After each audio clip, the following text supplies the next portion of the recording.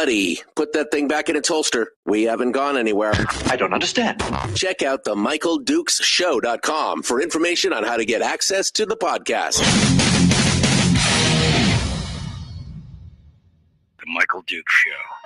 I have 2 guns, one for each of you. Firearms Friday. As Thomas Jefferson stated, it is the right and duty of the people to be at all times armed. Say hello to my little friend. I say that the Second Amendment is, in order of importance, the First Amendment. The right to keep and bear arms is the one right that allows rights to exist at all. The Michael Dukes Show. The right to keep and bear arms shall not be infringed. Firearms. From my cold, dead hands. Friday. This is my rifle, this is my gun, this is for fighting, this is for fun. Firearms Friday. Yep, that's right. Firearms Friday, your chance to sound off on issues of a 2A nature right here on the Michael Dukes Show, broadcasting live across the state of Alaska on this, your favorite radio station and or FM translator, and live around the world on the internet at michaeldukeshow.com, where you'll find links to the audio-only stream as well as links to our social media sites like Facebook, YouTube, and Rumble. Everybody's a little slow getting up this morning, it looks like. People slowly trickle into the chat room. It's Friday, man. TGIFF. Thank goodness it's Firearms Friday. Joining us today for conversation and discussions of a 2A nature is one of our favorite guests, our good friend, JD Tuccille from Reason Magazine. He comes on board to talk with us today a little bit about freedom and the Second Amendment and Charlie Kirk and this discussion and kind of the madness that's all been going on over the last 3 weeks. We're going to talk about how freedom can be messy and freedom can be dangerous in many ways, including both in the arena of the Second Amendment and in the arena of speech. We've seen the ramifications of both of those things here. We're going to talk with JD Tuccille about that. In hour 2, we'll have a few headlines. And then, of course, as always, we're going to finish up with our entertainment segment with Willie Waffle. Yes, that's his real name. Willie Waffle will be joining us from New York, and we're going to hang out and talk with him a little bit about some of the entertainment news and the streams and the movie reviews, et cetera, et cetera. So, well, let's get started because JD has been patiently waiting in the wings there, eating all my virtual donuts and drinking all my virtual coffee. So let's get started here. I don't want him to get it all. Good morning, my friend. How are you doing this morning? Doing well. Happy to be on. Well, thanks for coming on, my friend. It's been a hot minute, and of course, a lot of stuff has happened here over the last the last 3 weeks especially, and it's been an interesting time in America for sure. We've kind of peeked under the hood and seen a little bit of how we are doing as a country, and I would argue that we've got some problems. There's some knocking and ticking under there that we may want to look at, right? Yeah, I think a full transmission overhaul might be called for, but we'll see where the vehicle takes us. I know, really. It's not just a lube oil and filter this time. You may need to yank something out of there. That's what's going on. JD, you wrote about here about 5 days after the shooting of Charlie Kirk. You wrote an article that talked about liberty. And in regards to the Second Amendment, we saw this, of course, almost immediately, that there was a lot of reactions from the left. And of course, the backlash against the left has been pretty huge. And I think even they were a little shocked that some of their own started to kind of turn on them and say, whoa, dude, there's being human. And then there's being partisan, and then there's being human kind of thing. But one of the refrains that we heard all the time was, I guess he wasn't it ironic that he was a Second Amendment supporter? I guess he lived the way he died the way he lived, or, some other flippant commentary about the Second Amendment and how Charlie basically asked for it in the long run. But the problem is that everything that's being attributed to Charlie Kirk, and, you don't have to agree with everything that Charlie said, but he was a man who believed deeply about discourse. He believed in having a conversation, whether you agreed with him or not. He believed in allowing you to have that conversation. And, but it seems like all they can do is misquote him or mischaracterize it or put it in a different light or take it completely out of context. The disingenuousness still continues. Walk us through this article that you wrote here. Yeah, I mean, this is impressive. Charlie Kirk, there was a lot of things that I disagreed with him. He was a conservative and a social conservative, I'm a libertarian, but he was very clear about what he believed. So I find it astonishing that his strongest opponents on the left find it necessary to either misquote him or to take his quotes out of context. In this case, after he was assassinated in cold blood, a stark, awful political assassination, and an escalation in our political violence, by the way, since he wasn't a politician. He was someone who just publicly espoused his beliefs. It was targeted not because of any power he exercised, but because of what he believed and what he said in public, because he dared to engage people in conversations about his beliefs and their beliefs and to debate them. That was why he was targeted for death. But anyway, his kind of nastiest opponents said that Kirk had called the Second Amendment something that was worth it, despite the fact that there would be a certain number of civilian deaths that could be attributed to it. And much chuckling ensued. And isn't it ironic that he thought it was worth a few deaths to have the Second Amendment? Except that that's not really what he said, unsurprisingly, given that how they misquoted him in every other context. What he said was that liberty comes with costs. And that the Second Amendment is not about hunting. It's not about target shooting. It is about countering a potentially tyrannical government.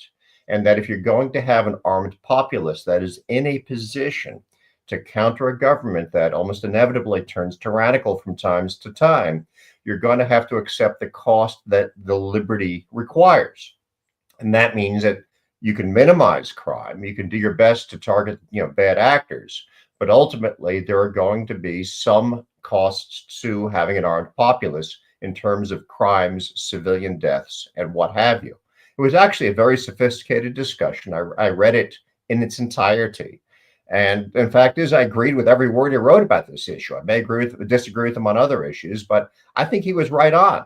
And right. Yes, liberty comes with trade-offs. And that's something you've got to recognize in all contexts. Right. Well, and I think, really, Charlie was a very deep thinker, and he was well read, and he was very quick on his feet when it came to having these kind of discussions. And, what was really interesting is when you read the full context of this discussion that they keep misquoting, he was also talking not just about the Second Amendment, but he analogized it to the price of freedom in something as simple as day-to-day, as in driving. Right. He even talked about, we've decided that, even though more people die every year on the road than people who are killed with guns, we've decided that the benefit of that driving is worth the cost. That's kind of where the worth the cost kind of thing come from, because we've decided it's worth the cost of 50,000 people a year dying on the road to be able to drive from point A to point B and have that convenience. And it essentially saying that freedom and liberty there is an inherent danger in it. And I think it's ironic that this is the point that they're sticking on, because he could have been talking about freedom of speech. There's an inherent danger of freedom of speech. Charlie Kirk, others were called fascists and Nazis and everything else by people who had the freedom to speak. And it is slowly dehumanized that, part of the political spectrum is being dehumanized with that free speech, making it that much easier for somebody to lash out with political violence. So even in that free speech, there is an inherent risk, not necessarily in what you are saying, but maybe about what somebody is saying about you. Absolutely. And in fact, we saw that in Kirk's assassination. If we put it in the free speech context, people were calling him fascist. People were calling him a Nazi. People are constantly throwing nastier and nastier epithets around now about their ideological opponents. And in this case, Tyler Robinson believed it. He inscribed on one of his cartridges, "Hey, catch, fascist," or "Hey, fascists, catch." He was radicalized online by people speaking their minds in increasingly nasty ways. And yes, that's a trade-off of liberty. But and Kirk recognized when he was arguing that an armed populace is a counter to tyrannical government, that there's also trade-offs in trying to restrict liberty. If you do away with an armed populace, or try to, I mean, good luck doing that at all. But if you were to crack down and pass repressive laws and try to shut people up by also restricting freedom of speech, you end up with a tyrannical government. And that is a trade-off of cracking down on liberty and trying to do away with the dangers of having a free population. Is now you end up with an unrestrained government, which itself is tyrannical. Because if people cannot be trusted entirely to exercise their liberty, well, what different clay are the politicians made out of? They're not. They come from the same population, and they too cannot be trusted with the power that's given to them by the state. So Kirk's analysis was very sophisticated. He understood that everything comes with trade-offs, and he believed that I would agree that the trade-offs of liberty are worth the price that we have to pay in order to be free. Yeah, and again, you've seen the backlash, and it's interesting to watch kind of this backlash unfold. If you, I don't know why this came to mind, but if you've ever watched the acrylic pour painting, if you've ever watched people do acrylic pour painting on a YouTube channel or something, where they pour paint onto a deal and they put something in it, and all of a sudden you see stuff just kind of pop to the surface, like these cool little, these little cells and these little, that's kind of what I was felt like at one point watching the news, because people who heretofore may have been, oh, okay, they lose their minds. And yet at the other time, you see people who you would have thought would have been completely, supportive of the weird leftist narrative. They go, whoa, dude, that's too much, right? And so we're seeing kind of this separation in America where people are, I don't know if it's an awakening or if it's a realization or a coming to Jesus moment of, whoa, wait a second, we might be, I mean, we're kind of at the turning point thing is kind of ironic because we might be at a point like that, right? Yeah, I think so. And I think what we're seeing when you have people like Ezra Klein coming out and saying, Charlie Kirk did politics right, because Ezra Klein disagreed with Charlie Kirk on almost all policy issues. But there's a core liberalism, small L liberalism, in the heart of a lot of American tradition, the majority of American political tradition, which is that you have civil discourse, you have free speech, you engage in debate, and ultimately you come to what you hope is a solution in the end. It's not just a knife fight to the death, where you destroy your enemies. The liberal core of American thought comes out across in parts of the left as well as the right. But you have illiberal elements too. People who don't believe in free speech, don't believe that their opponents should be allowed any freedom or even life. Shouldn't be allowed to have the ability to speak out in any way. And I think what we're seeing is that there's not just a left-right split, where there's a illiberal split, and that cuts through both the left and the right. And that's why you end up with an Ezra Klein and others saying Charlie Kirk did politics right. He debated. He said what he wanted to say, and then you engaged him in that conversation. Meanwhile, some of their ideological allies, or you'd think, are the ones screaming "fascist Nazi, we're glad he's dead," and that's where that illiberal split comes in. Yeah. Well, again, I think one of the most poignant quotes that has come out, that people are starting to realize and recognize in the whole Charlie Kirk debate was that he basically said that, violence occurs when the discourse dies. The minute we stop talking to each other, that's when violence can crop up. And that's all he was trying to do, was to have that conversation. So it's an interesting point. I also want to talk about the push for for more gun control, which has come out of this, although not as heavy as you would have expected, but coming from some weird angles. JD Tuccille is our guest, Reason Magazine. He's a contributing editor over there. We're going to continue with JD in a moment. If you haven't signed up for his newsletter yet over at Reason, it's called The Rattler. And you can go over there and get signed up, and it'll dump a story a week into your email box so you can see what's the latest that JD's working on. I recommend it. You should go over there to reason.com and get signed up. We'll be back with JD Tuccille in just a moment. The Michael Duke Show. Common sense, liberty-based, free-thinking radio.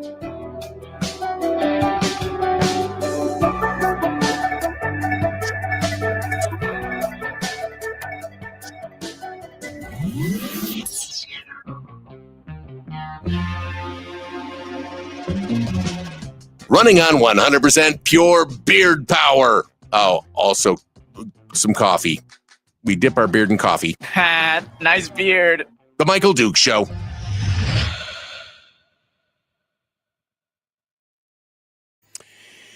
Okay, we're in the break right now. JD Tuccille is our guest, and we're continuing our discussions. You know, it's been 3 weeks, JD, and but as we go through, I mean, we're still affected. I mean, people are still picking this apart and looking at this, and I mean, it was really a stark realization that in some ways there's not just two Americas, there's kind of three Americas, right? You got those who are on the severely conservative side. You got those who are on the severely liberal side. And all of a sudden it was like all those in the middle just kind of, everybody stepped back, and then they looked, and then they saw kind of the craziness, not necessarily from the right side, but more from the left, because, and that's what's kind of triggered this, is that there's a lot of people who were like, I may not have liked him, but I'm not going to celebrate anyone's death. And that was really kind of what came out here. Yeah, I mean, that's what I was getting at with the talking about the liberal divide, the liberalism that's at the core of people on both sides of the divide, but then the illiberalism that could be there too. I mean, I guess the fundamental question is, do you think your opponents have the right to exist?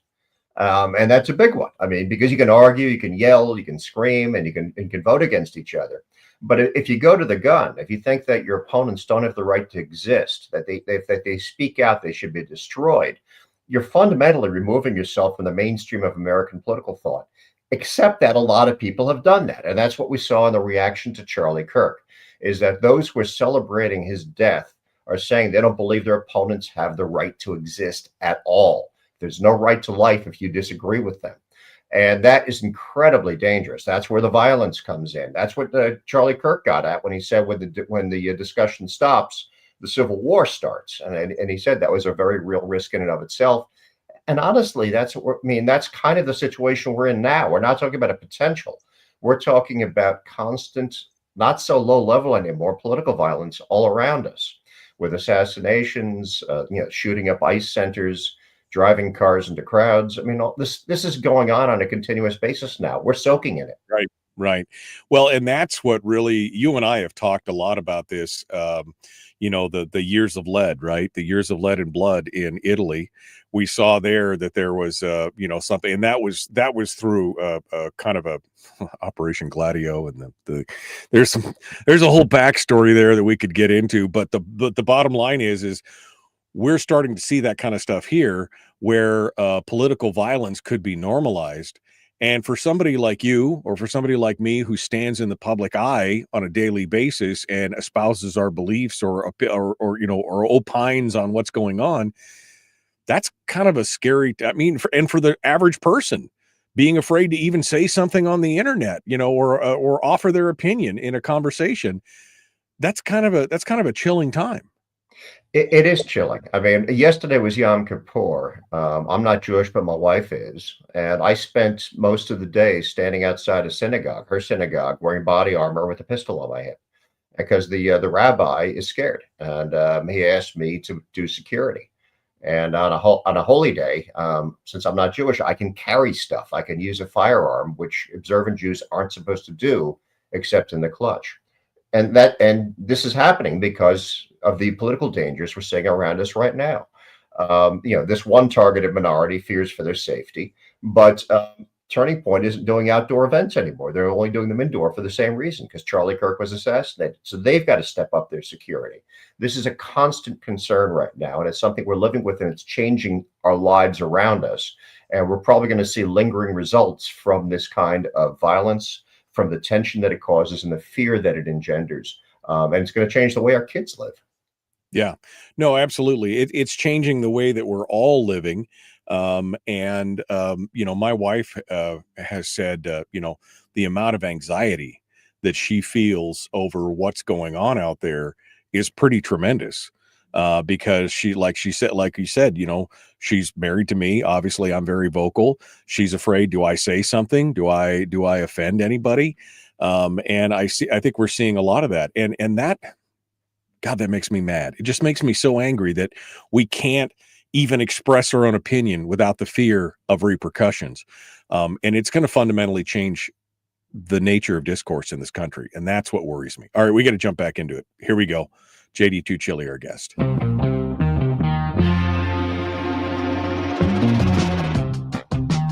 What the hell is an assault weapon? Does that mean that if we hurt your feelings, you should consider the Michael Dukes Show assault radio? Okay, we can accept that. Here's Michael Dukes. Kind of a dick, but somewhat funny. I'm not kind of funny today, but I am kind of a anyway. Back with more. JD Tuccille, our guest, contributing editor at Reason Magazine. We're talking about the Charlie Kirk shooting and the ramifications of it, and I want to get into the Second Amendment component of it because of the call for new gun control. But we were just talking about during the break. We were talking about the ramifications on free speech and how it's changing the way we're starting to think. We had a memorial here in this little tiny town of Homer, Alaska, where it was a memorial for Charlie Kirk. And one of the people that organized it got up and said, okay, we're all just going to be here. We're going to enjoy it. If something happens, just hit the ground. And you know what I mean? Well, you have to start to think about things like that. You just said you spent Yom Kippur protecting your wife's synagogue outside, standing out as an armed security outside the wife's, because again, in the UK, we just saw what happened out there. We've seen what happened at other synagogues. This is a new normal that I don't know if I'm down with. I think this is not the America that I wanted to live in. It's not. And at some point, maybe that core liberal strain in American political philosophy got rejected by too many of our fellows in this country. And they decided that their opponents don't have the right to exist. And that, they're so wrong that they're wrong to the point of evil, and that evil must be stamped out. Problem is that's entirely unworkable in a country. You can't have that unless you're willing to take it to its logical extreme, which Tyler Robinson did when he murdered Charlie Kirk. Well, allegedly did. He has not been convicted. Allegedly did with the assassination of Charlie Kirk. Some people are believing that, and they think that they have the right there now to eliminate their opponents, their political opponents, no matter what that takes. That means violence, and that means that of course, people are going to respond to that violence with renewed violence. And that is what we're in right now, is that we're seeing assassinations, attacks, fire bombings. And unfortunately, I don't think that's going away anytime soon, because that liberal core belief that my opponent has the right to exist has been lost for too many people. Right. And again, going back to I want to get to this gun control stuff, but again, coming back to the free speech component, this is what happens. I mean, I said it shortly after Charlie was shot. I said, it's one of those thought experiments. If you could go back in time and kill baby Hitler, would you do it? And of course, most people would say, I mean, that would be a tough chase, but I would have to do it. And so, but then the question is, if all you do is call people Nazis and fascists and Hitlers, and you just continue that over and over and over again, pretty soon what you've done is you've equated anything that they do with that kind of philosophy. If you say that speech is violence, that your speech against me is violence, then you are justified, therefore, in having true violence back. It becomes reciprocal, that if his speech is violent, then violence against him must be self-defense. And that's kind of how we've manipulated this whole thing into the point to where, well, of course you'd want to kill Hitler. Right? Of course you'd kill. You'd be unjust not to kill Hitler as a baby, or as the manifestation of the reincarnation of Hitler in real life, or whatever. That's how we've gotten to this point here, is that we've dehumanized each person, and it's frightening, and it's terrifying, and we need to stand up to it, and I think be louder than ever at this point. Yeah, I mean, that's the only thing that's going to work, because if everyone is convinced that they're heading off the next Nazi tyranny, and they're play acting this stuff, this is play acting, but they're the heroes of their own play, and it's dangerous because they're doing it out in public. If we don't head that off, if we don't speak out, no matter what our political views are in general, But if we don't speak out in favor of doing this peacefully, debating and discussing and working things out peacefully, then everything degenerates and we end up in Right. something even messier than what we already have. All right. Sorry, I wanted to get to I'm all over the place on this, but this, I mean, and surprisingly, I feel like I'm a stalwart guy. I'm pretty strong-willed and everything else. But for a few days after the shooting, I found myself kind of in a tailspin, just so shocked that here we were in a country with somebody who was one of the most articulate, passionate people about free speech had just gotten shot. And I'm thinking to myself, is this the beginning? I remember interviewing, I can't remember the guy's name. This is 15, 18 years ago. I had a short interview with a guy who had survived the civil war in Yugoslavia, Sarajevo, and all that kind of stuff. And describing that, it was eye-opening, this whole discussion on it. And I decided at that point that as much as I was a patriot, 3% or whatever, as much as I was that I never really wanted to see that in my lifetime because of what he experienced. And all I could think about after this thing with Charlie Kirk is this thing could slip out of control. And if it does that, then I mean, it's not going to be pretty. And that's what worried me. But they got into this discussion immediately about gun control. And the call for more gun control, but it was kind of it was not their usual thing, but they got kind of even dumber about it. Yeah, I mean, there's been a lot of the left started coming out with their usual talking points about gun control, criticizing Charlie Kirk about the Second Amendment. But the thing is, this case kind of disproves their whole argument, because one of the things that most people on the left have always said is that, but we're not coming after your hunting guns. You can still go hunting. Right. Okay, great. Thank you for letting us have our hunting rifles. And by the way, Charlie Kirk was assassinated with a bolt-action Mauser 98. And after that, the ICE Center in Texas was shot up with a bolt-action Mauser 98, one that was actually still in its original war surplus condition. The fact, it's unlike a lot of shootings which have used sporting rifles, AR-style rifles. These were done with bolt-action hunting-style rifles because honestly, you hate to give anybody any ideas, but they're more appropriate for that kind of a job. If you're sniping, these, a hunting rifle is longer range, has a more powerful cartridge, and it entirely diffuses the gun control argument that the left has been using for so many years. Because the one type of firearm they want to leave us is what was used in Charlie Kirk's assassination and in the shooting up of that ICE facility.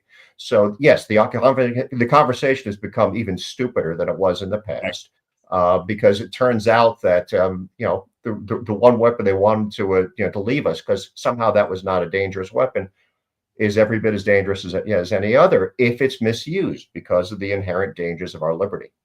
Right. No, exactly. And that was my first thought when they first reported what the rifle was. I thought, oh my God, here we go.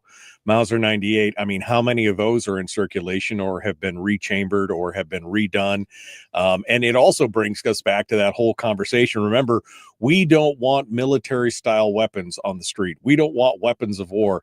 And then you look back and you're like, the Mauser, that was the peak war weapon at material when it was built. I mean, you could make the argument, you could go all the way back to the Winchester, 90s, the Winchester 78 or the Winchester 96. Those were both weapons of war, right? I mean, it's like peak every time. Every gun that we have today has come at one form or another, finds its roots somewhere in the military design or war machine. And so it's just becomes more and more ironic. But then I found what was really interesting was that some of the people who heretofore had been against guns, all of a sudden, when this discussion about eliminating gun rights for trans people or something like that came out, all of a sudden they swung the other direction. Oh no, we've got to have gun rights for these people. And again, let me just state right up front, nobody should have their gun rights taken away. I don't care what you do in the bedroom. I don't care, what kind of, cosplay you're doing out there or whatever. As long as you're not physically a danger to somebody, which has to be proven, you shouldn't have your gun rights taken away.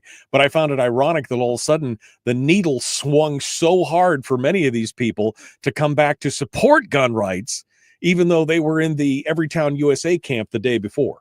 Oh, absolutely. I mean, if you ever want evidence, further evidence, I should say, that partisan politics overcome principled positions, that's exactly it. Should trans people be allowed to exercise their right to self-defense? And yeah, all of a sudden, the gun control crowd was defending the right of trans people to own firearms. At the same time, some traditional Second Amendment advocates were the ones advocating for being trans by itself to be grounds for removing people's self-defense rights. That is, you're going to take away the rights from an entire group based upon its group identity, which is something they'd always said in the past that they'd opposed. I mean, this really is stupid. It's amazing. It's a complete flip on position based on this one hot button issue. Nobody, as a member of a group, should lose their rights because they're in that group. This is something that's inherent to the individual. Rights are individual rights, and people should be judged on their own conduct, their own potential, everything else as individuals, not because they have a group identity. And that's something that should be clear to Second Amendment advocates as well as to opponents of self-defense rights. No, absolutely. And we should be, and I'm an absolutist in the case of the Second Amendment. I don't believe that there should be any laws or rules or infringements on the Second Amendment purposely, which automatically puts me in a small fringe group of people. I think you and I are probably of like mind on, that there shouldn't be any laws, that if you do your time in prison and you pay your service to humanity, when you get out, all your rights should be restored. People should have the right to do it until they prove otherwise, right? That should be the point, until they prove otherwise. And so this whole idea that somehow it's this flip-flopping both on the left and on the right. And you're right. There were some people on the right who were like, yeah, take them away from those people. Well, wait a second. Let's think about what you just said, because that is completely antithetical to what you've been espousing for years, is that all these rights should be protected for everyone. And just because you don't like the cut of somebody's jib on the other side doesn't mean you can take their rights away. JD, this again changes a lot of things. How do you think that this changes the argument for or against gun rights in the long term? I mean, we've seen this kind of short-term blurb here, but where do you think this goes in the longer term as we continue to digest what's happened to Charlie and the overall state of the country? Well, there's two things that can happen. One is that with simmering political violence, I think we should remember that most of the European gun control laws that we look at date back to about the early 1970s, and that's because of the political violence in Europe at that time. It gave huge impetus governments to register guns, to ban handgun possession by civilians, to restrict firearm possession by civilians, or require licenses. A lot of the laws that we talk about in Europe are only about 50 years old, and they came out of a period of political violence. So there's an opportunity here for opponents of self-defense rights to try to raise their argument. The problem for them, and the reason I think that gun control is just a dead cause overall, is that the bar keeps on getting lowered. They argue against so-called assault weapons, ARs, AKs. Next thing you know, someone's pulling old bolt actions out and using those and making it clear that a firearm is a firearm, when it's used, and of course, so is a firebomb, so is a car. I mean, anything can be misused by a person with bad intent. That's really what matters in the end, is who's holding the tool, not the tool itself. So their case is being damaged by the fact that people pick up the tool that's at hand and then use it. The next thing, of course, is that technology is evolving. And DIY weapons. I mean, states have been scrambling to try to ban DIY weapons. It's getting easier and easier to make very, very effective DIY weapons. You and I had discussed probably a year ago the FGC9, which I can't say what the FGC stands for on the air, but it's a dismissal of gun control as a policy position. It's the F gun control 9 is what it is, right? That's exactly right. Yeah, and exactly. that's a mostly 3D printed firearm that shoots 9mm and is finished with hardware store components. It does not require any specific, gun parts. and it's been spreading around the world. It's popped up in Myanmar, Burma, as a tool being used by the rebels against the government. Well, since then, this year, a refined gun came out called the Urutau, and the FGC-9 was designed by a German who was then killed in a confrontation with the police, and something that's kind of a little spooky about that, but the Urutau was designed by a guy who goes by the name Zé Carioca, and he's Brazilian. And the Urutau is supposedly even easier to make, has simpler parts in it, much easier to manufacture. And of course, the design is on the internet for anybody to download, to 3D print the necessary components, and then to go to the hardware store. So gun control, not just in the U.S., but around the world, is a lost cause. Banning something that you could be printing out in your home, in your home workshop, and then finish with hardware store components, it's ridiculous. I mean, it means that banning things in general, not just guns, but anything in general, any kind of a tool, is done. It's over. So I think that even though there's a political impetus from political violence, it kind of gives governments an excuse to further restrict their populations. As a practical matter, gun control is done. So you might see some restrictive laws come out of this, but I think that you're not going to see much in terms of loss of liberty coming out of it. That raises so many questions for me, because it goes back to this idea of, you were talking about many of the gun control laws coming out in the late 70s because of political violence in Europe. But and maybe it's just my naivete in American exceptionalism, but I would believe that something like that would not fly here, because guns are baked down into America's DNA. We grew as a country as guns developed. We don't have the same mentality as those people in Europe, kind of the monarchy or listening to the government mentality. We question more things. So I would think that if we had been swapped in the place at the same time, and especially adding to that mix the advent of technology, I don't think that, even given the same circumstances, that America would have given up their guns in that way. Do you? Well, the fact is, the Europeans didn't give up their guns in that way. When the Germans and the Austrians imposed gun registration, we assumed that, okay, these tight gun laws in Europe, or tight laws overall in Europe, mean that the Europeans must be more complacent populations. Actually, it probably is more of an indicator that the Europeans are more alienated from their governments and their political culture than Americans are. The compliance with gun registration in Germany and Austria is estimated at about 15%, which means that there are tens of millions of guns, illegal guns, in circulation in Germany that were just never registered. And there's a guy named Gary Mauser, he's a researcher in Canada, who estimates that average compliance with gun registration laws around the world has been 16%. So you're talking about, Europeans weren't disarmed. They just got nastier laws. You can't walk into a gun store there and do what you want to do, but that doesn't mean that the guns went away. They made a whole lot of criminals, is what you're saying. They turned a whole lot of law-abiding citizens into criminals. And there's a slippery slope in that. I mean, we just saw what's happening in England right now, right? Where they lost all their gun rights. And the next thing you know, they're knocking on your door and arresting you for posting a TikTok, or for saying something online or social media. I mean, there is a slippery slope to this kind of stuff for sure. We got one. Go ahead. Oh, I was going to say, the UK is trying to demonstrate that you can have elections and totalitarianism at the same time. Yeah, no, it's kind of crazy. I've been watching a few videos lately from over there, and it's spooky when people show up to your house to say, we need to see your phone right now, and we need to talk to your daughter right now because we need to see if she read this social media post that you posted. I mean, it was just like, okay, this is Orwell writ large. We need to make Orwell fiction again at this point. We're going to continue. JD Tuccille is our guest. The Reason Magazine. I mean, we could talk about this for another 30 minutes with JD. I mean, I'm going to tie him down here, and we're going to keep going. We got more coming up. Don't go anywhere. The Michael Duke Show. Common sense, liberty-based, free-thinking radio. We'll be back with more here in just a moment. Don't go anywhere. It's Firearms Friday.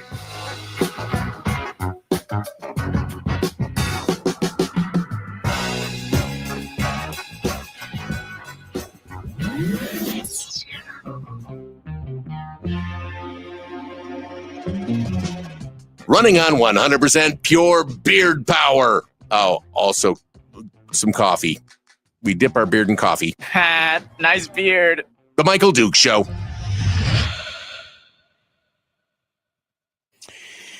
Okay, JD Tuccille is our guest here, the Michael Dukes Show. I just watch this and I keep going back to that when I was a kid in the 70s. I remember seeing the bumper sticker, and I don't think it was strictly an Alaska thing, but I saw it up here a lot, which was that whole idea, because they were really toying. This is right, 68 was the GCA, the Gun Control Act. And so this is just a handful of years outside of the GCA, in the mid to late 70s. And I remember seeing a lot of bumper stickers that said, when guns are outlawed, only outlaws will have guns. Now, some people would read that one way, meaning only the criminals will have guns. But others, I think, read into it. And the more I thought about it as I grew older, the more I realized that had a double meaning to it. There was a implication in there, in that honest law-abiding citizens would now become outlaws because they would refuse to give up their guns. And I think that's what you're talking about in Germany and in other parts of the world. I mean, the Australia thing, it just seemed to be kind of shocking over the last 10 years. People have discovered that the compliance with the Australian confiscation was not the success that everybody said. They discovered that in the urban areas, it may have been successful, but pretty much 5 miles outside of Sydney, it was like a 2% compliance rate or something.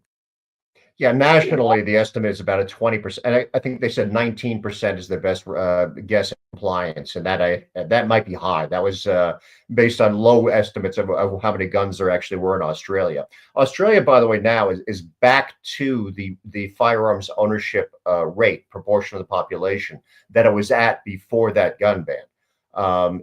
People have now gone out and legally bought guns that comply with the law up to the level that they had prior to that ban officially. There probably actually were more guns in Australia. There was the policeman who was in charge of, I think, Queensland's gun control department, their police gun registration department, whatever it was, said that they used to sell SKS rifles that had been brought in from China off the back of trucks to farmers. That those were never included in the official figures, for instance, and that there were hundreds of thousands of those brought into the country. So, the idea that these laws then go and disarm a population is ridiculous, because compliance is always very low. Americans, when you come to the U.S., have a different culture even than most of these countries. Guns are more core, because this is a country born in revolution. We fought against a government. We've done it a couple of times, and it's a part of our political identity. We've also seen what happened in other countries. They introduced registration, then they started confiscating. And surprise, surprise, even in a state like New York, when you bring in gun registration for so-called assault weapons, you get a compliance rate of under 5%. Well, that's an indication of what would happen nationally if you tried to do it to this country, because we saw what happened elsewhere. We're not going to do the same thing because we saw our cousins in Australia and the UK and in France go down that road before. Right.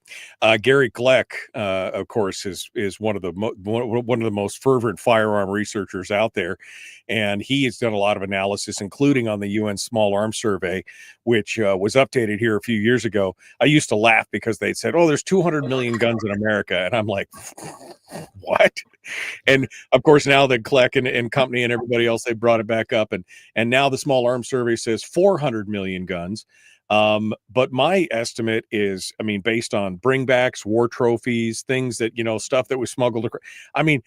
There's got to be 750 million guns in America. Don't you think? Really, when it's all said and done, isn't that probably closer to the truth? My grandfather brought back 2 from World War II that he won in poker games. This is something that was very common. And while it's not legally permitted to the same extent that it used to be in terms of war trophies, it happens all the time. I've talked to soldiers who brought stuff back from Iraq. You got to kind of hide it now, but it's happened. It's very, very common. So yeah, whatever the number is as an official estimate is a low ball. It's higher than that. There's a lot of them out there just rolling around. And like I've said it for years, it's baked. And you're right. I think you even put it better than I did, because I said it's kind of in our DNA, this gun, the gun thing. But this was a country born in revolution. This was a country that grew up and matured along with the technology of the firearm, which was maturing at that time as well. We were on the forefront. I mean, John Browning and Samuel Colt and all these innovators who are making, some of the best guns in the world. We're all coming here from America. This is just something that you're not going to carve out of the American spirit. It's just who we are. And on top of cynicism against power and government, I don't think you're ever going to be able to carve that all the way out. You're not. And what I think is kind of cool, and I was talking before about 3D printed guns, is that this culture is now permeating the rest of the world. I mean, people look to the US and they see that we have a greater ability to resist authoritarian government. And so when the Urital, which I was talking about before, which was designed by this Brazilian, Zé Carioca, when it was released, the designs for it, the designer also, with an American named Ryan Smith, released a World Second Amendment, which was a proclamation of self-defense rights for the entire planet, and saying that the goal was to make gun control unenforceable, to put the ability to defend yourself beyond the reach of the state. And it's kind of a stirring document that is, to be released with a firearm that can be produced at home using no specialized gun parts, so that gun control actually is made unenforceable. We're here with JD Tuccille, Reason Magazine. We just jumped back into the radio because I'm so deep into this with JD. I missed the rejoin. Hi, guys. We're back. How you doing? We got just a few minutes here with JD, which is unfortunate, but he's a busy guy. So, JD, where does this leave us? I mean, we've covered a lot. We've covered Charlie Kirk. We've covered the dangers of liberty, free speech, gun control, and just kind of all these different kind of things. Where does this leave us as a country? Where are we at? And what are you concerned and watching about in today's society based on all the things that we just covered? Where we're at is we are in our own anni di piombo. We are in our own years of lead, like Italy in the 1970s. The problem with political violence is one of immediate personal danger, especially for those of us who have big mouths and speak our opinions a lot. It's also, one of danger for the people around us, because no one wants to be caught in a firebombing or be at an event that's attacked.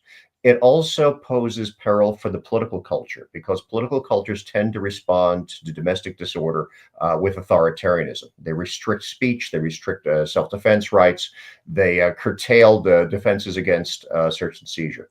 So there are real risks right now for all of us because of the years of lead that we're in right now that is likely to simmer, and I think is going to get worse before it gets better.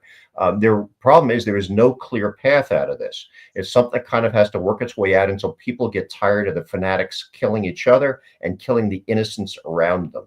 I don't know of any culture that has said, I've got the solution, now we can shut the fanatics down. That hasn't happened before in any easy way. So it's going to take us a while to work this out of our system.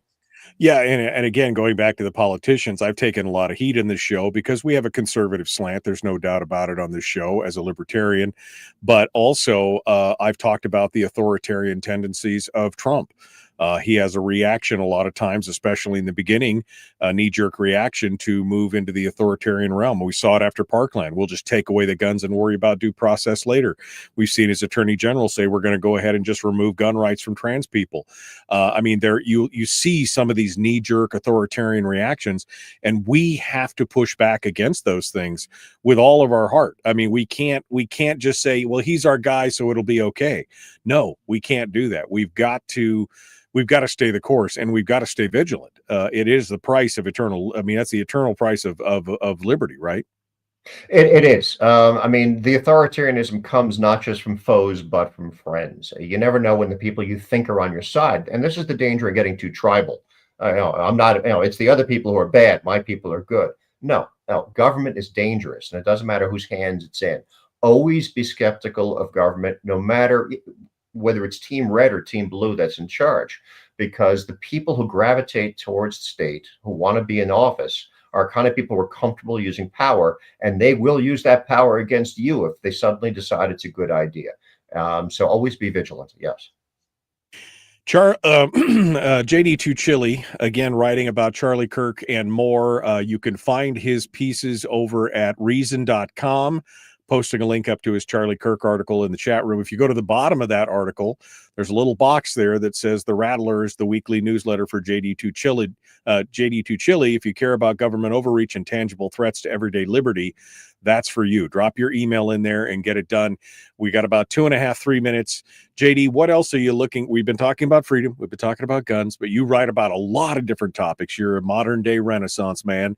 So what else are you looking at here? And what are you keeping an eye on here? You got about 2.5 minutes. My piece that dropped this morning is about economic liberty. A new report came out from Cato Institute and the Fraser Institute in Canada saying that it looks like our economic freedom, which was improving for about 20 years around the world from 2000 to 2020, and took a massive hit during the COVID lockdowns, unsurprisingly, when governments decided it was a brilliant idea to shut down businesses and lock people in their homes, is that it's starting to recover again. So we're back to the level of economic liberty worldwide that we're at about 2012. And we seem to be kind of regaining the ground, a decade that we lost during the COVID lockdowns.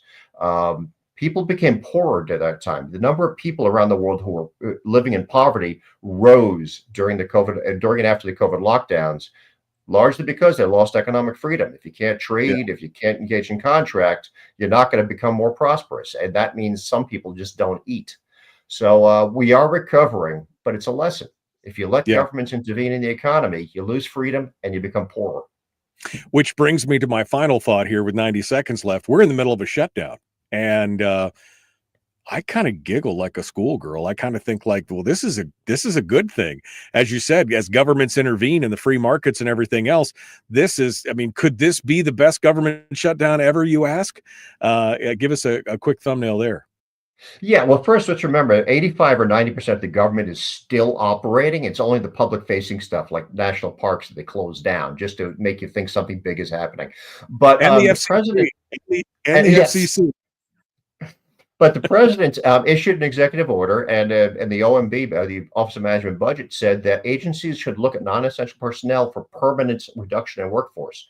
That is, just for firing them.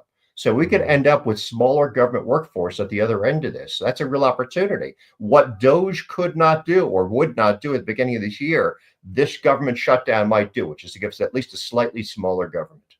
This could be the Democrats' gift in the long run to Trump, where he gets to do things that he heretofore would not be able to do. So I'm kind of excited about it. We'll see what happens. JD Tuccille, Reason Magazine. If you're not reading him every day, you're dead to me. Go over there and check him out. JD Tuccille, Reason.com, Reason Magazine. My friend, it's so great to talk with you. Thank you for being part of it today. We appreciate it. Thanks for having me on. All right, hold the line for a second. Folks, we're out of time. Hour 2 is dead ahead. I'm going to pontificate on something, and we may open up the phone lines as well, plus Willie Waffle. It's all coming up, The Michael Duke Show. Common sense, liberty-based, free-thinking radio.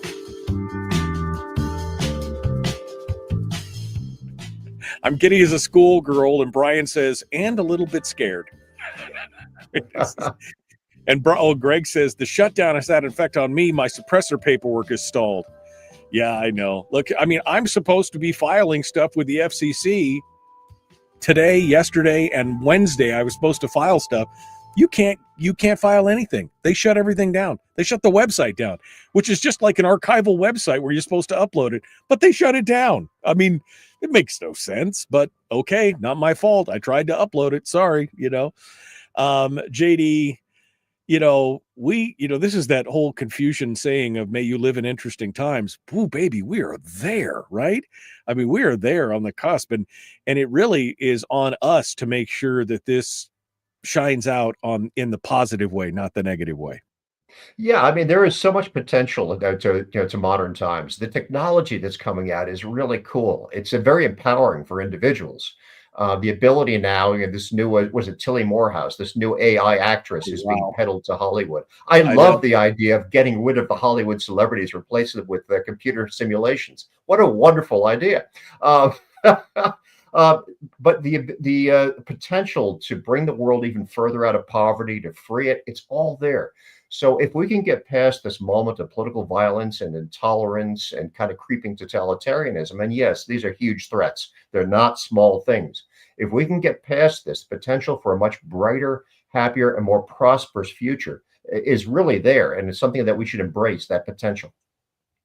You and I have talked in the past about this, and I'm sorry to keep you longer, but I just got to talk about this real quick, where government is not good at keeping up with things. And the advance in technology has escalated. And I can't remember the name of the law. There's a law, Bode's law, I think, is the one where technology doubles every however many years and accelerates.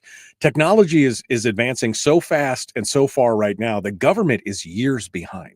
I mean, the 3D printing thing is just one of the examples, the desktop CNC and all this kind of stuff. Government is never going to be able to keep up with the rate of technology increase at this point. I mean, I think freedom, as long as we don't kill ourselves, might be inevitable because they just can't keep up with the technology that in every aspect of every way. And that's exactly right. I honestly think the future of freedom has very little to do with the laws we live under or the government we suffer under. I think it has more to do with ignoring those things and empowering ourselves with, I use a virtual private network. I use VPNs all the time. And anybody who lives in a state that's now requiring age checks for, to getting into some basic websites, get a VPN. You can choose which state or which country your IP address comes from, entirely bypass that. I mean, that's the sort of thing all of us should be doing in the future, is that if you cannot get the bad laws repealed and good laws enacted, well, ignore the laws. The future of freedom is one of living your life and ignoring the state. No, absolutely. And I think, there are some dangers in technology because government can utilize some of that technology as well as you, but you've got to be better. You've got to get better. You've got to be more adept and more adroit than some bureaucrat in a foxhole in Washington, D.C. So just get good, just get better at it and start utilizing it and fight for freedom in small ways. Fight for freedom in small ways and just ignore the law when you can, because that is the most American of expressions of freedom, is that civil disobedience. And I think that technology gives us a lot of opportunity for that. Final thought, JD Tuccille.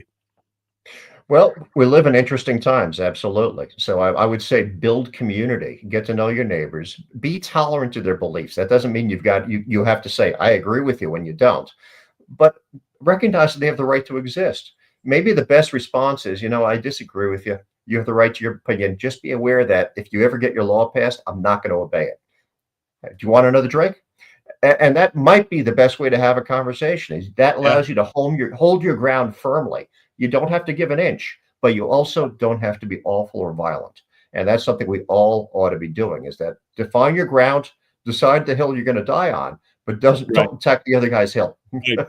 When X is outlawed, only outlaws will have X. Fill in the blank for X. That's what it's all about at this point, right? It's not just guns. It's not just speech. It's not just freedom. Get good, noob, for freedom. That's what I just said, Anthony. Anthony just said, did you just say get good? Yes, get good, noob. All right, JD Tuccille, Reason Magazine. God, it's good to talk with you, my friend. Thank you so much for coming on board. I appreciate you and all you do. You're a fighter for freedom, and I love it. Thank you for coming on board. It's always my pleasure. You take care. All right, thanks so much. JD Tuccille, Reason Magazine. Go sign up for the Rattler. If he doesn't see at least a dozen signups today, I'm done something wrong. Go over there to Reason Magazine and sign up I just dropped the link in the chat room. At the bottom of that article is the Rattler's sign up. Just go dump your name in there. And get a good. Yes, get good, noob. That's what I said out there. So now my 10-year-old grandson can get into any site with this VPN code. It's okay. It's not a code, but Alex, if you don't think that your 10-year-old grandson can get into any site already, you're behind the power curve, brother. That's the thing. If you're not already policing what your kids are watching or looking at on the internet, then you're already behind the power curve. Okay. Because they will have access to all that stuff. So you better learn up. You can't just say, well, I'm a Luddite and I don't even know how to turn a computer on, and then let your kids or your grandkids loose on a computer. You better learn about it, because they're going to be exposed to it one way or the other, either by the internet by itself or by their schoolmates if they go to public school or anything else. You better get good on all that stuff. because otherwise they're going to see it anyway. So there you go. Okay. I was going to turn the phones on. I haven't done that yet. I guess we'll try that next. The Michael Duke Show. Common sense, liberty-based, free thinking radio.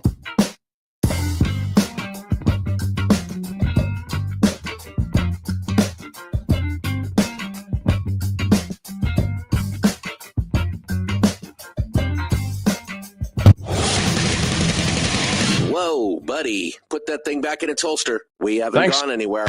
I don't understand. Check out the MichaelDukesShow.com for information on how to get access to the podcast. Welcome to the party, pal. The Michael Duke Show. I have 2 guns, one for each of you. Firearms Friday.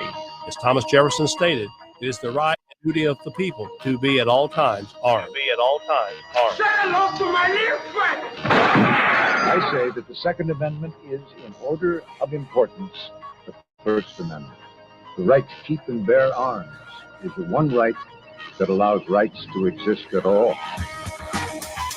The Michael Duke Show. The right to keep and bear arms shall not be infringed.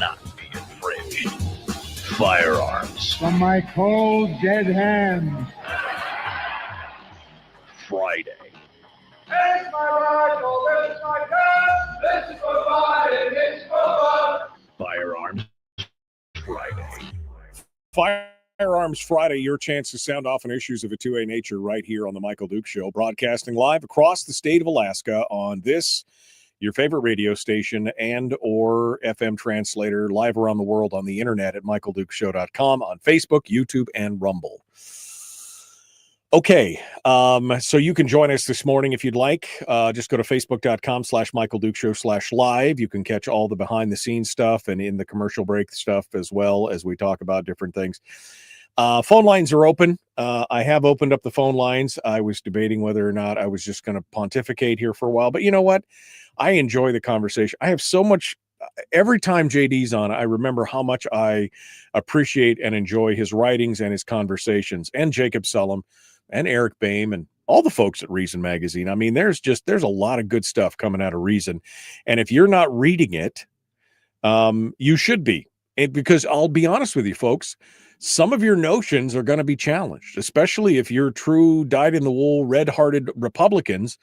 Some of your ideals as Republicans are going to be challenged in there for the better. And I think you should go out there and read it and take a look at it. We were just talking about technology at the end of the show, end of the last hour there.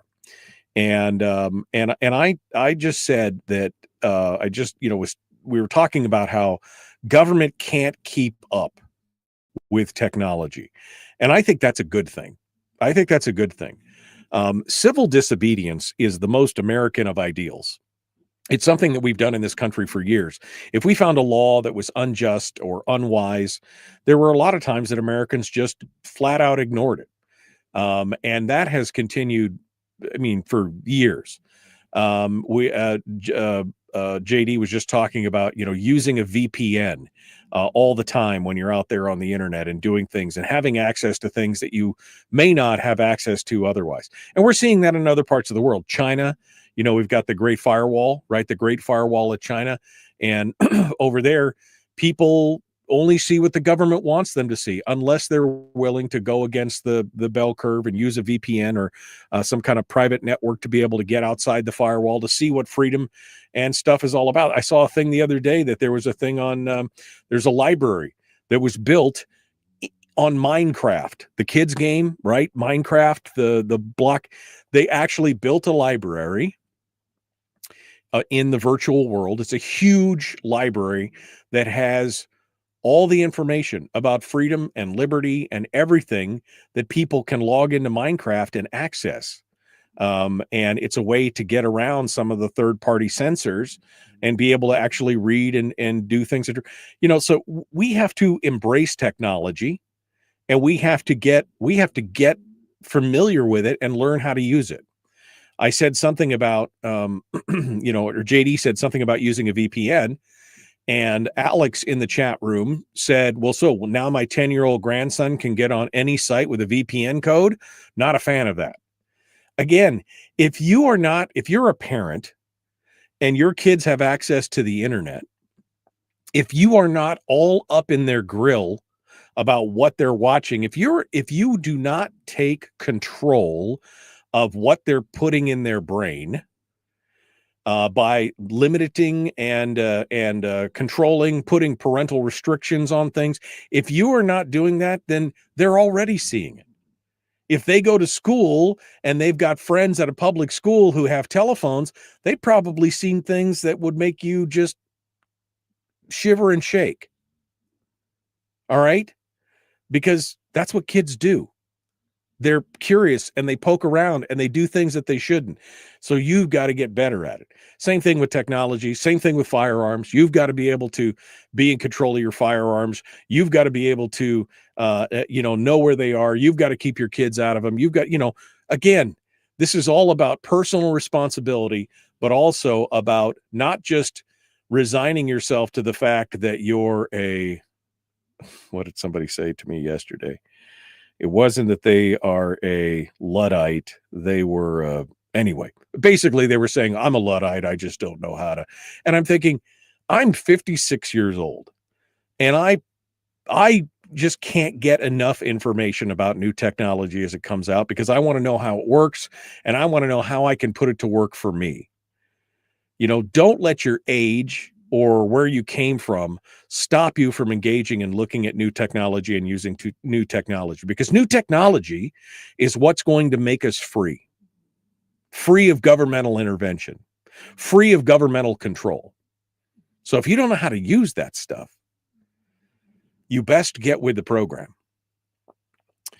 And in regards to firearms and everything else, again, you have to understand, if you want to go out there and get this FGC9, which is the homemade gun and the plans off the internet, yeah, go figure it out. There's new technology out there happening all the time, and you should be making yourself aware of all of it. All right, phone lines are open, 319-527-3864. I got a call here. And this looks like a Rhode Island zip code or area code. So I bet it's Fred in Rhode Island. Let's go check it out. Good morning. Oh my God. How you doing, Fred? Good morning, Fred. How are you, my friend? What's happening? Good. Yeah, I think I use this line. This one seems to come through every time. So. Yeah, exactly. The reason I'm calling today is, you mentioned JD Tuccille talking about the assault weapons and the bolt action military rifles and even the hunting rifles that they're using for sniping these days. And, that just kind of proves the hypocrisy behind the whole gun control argument about the AK and the ARs and the quote unquote assault weapons. It's all nonsense. If this isn't obvious to the Supreme Court when this whole thing comes up, that the whole thing is just one gigantic ruse as to pushing a lot of nonsense and passing it off as gospel. Right. I don't know what it is. This is just overly obvious that it's all crap. Well, it shows the lie, right, Fred? Because they'll always say, well, we don't want all your guns. We don't want your hunting guns. We only want the scary guns. I mean, again, taking into account the fact that a hunting rifle, generally speaking, is much more powerful than an AR-15 as far as, the bullet size and the kinetic force and everything else. Oh, but don't worry, we don't want to take that hunting rifle or that handgun.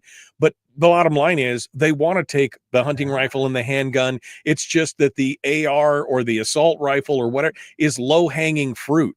I mean, that's the thing. They want to get that first, and then it's incrementalism, right? We'll get those first, then we'll go after your handguns, then we'll go after your hunting rifles finally and your shotguns. That's kind of the playbook, and they just are not saying they're just not being honest about it. Well, they're coming out with, we're not coming after your guns today, but tomorrow we will be. Right. That is the bottom line, and they are professional liars, and they're cheats and they're thieves as far as going after your rights.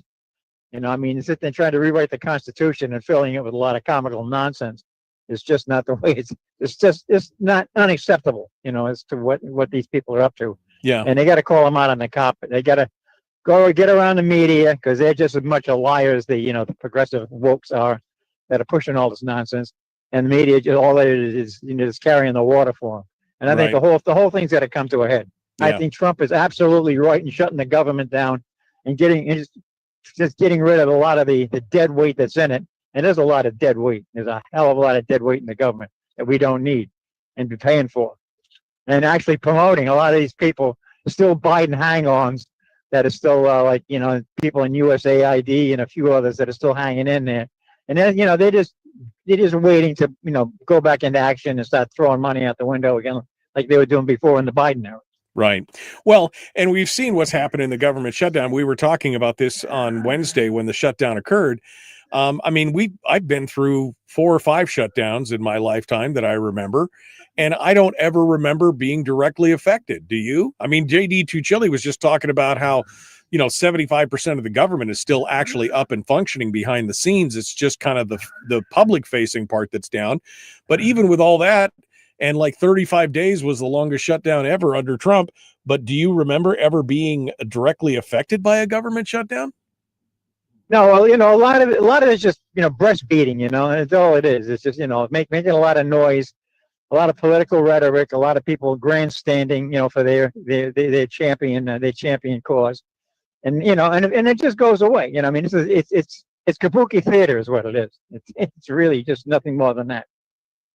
It is. But this time around, I don't know. This is going to be a little different. I don't think so. I think it's more kabuki theater, just with a longer, just with a longer intermission.